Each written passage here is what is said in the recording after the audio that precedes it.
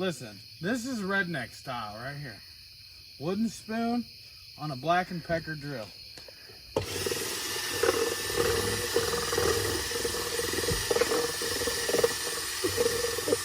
That was good. Where's the next one? Right here.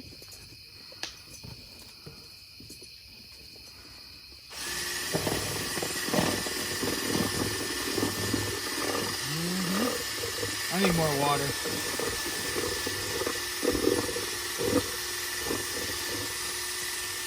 Okay.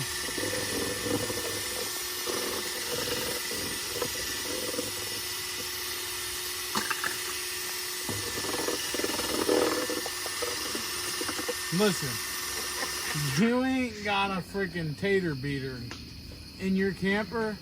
All you need is a Walmart Black & Pecker junk drill, because this is what I use to put my stabilizer bars down. So I already have it automatically, and then who doesn't have a wooden freaking spoon?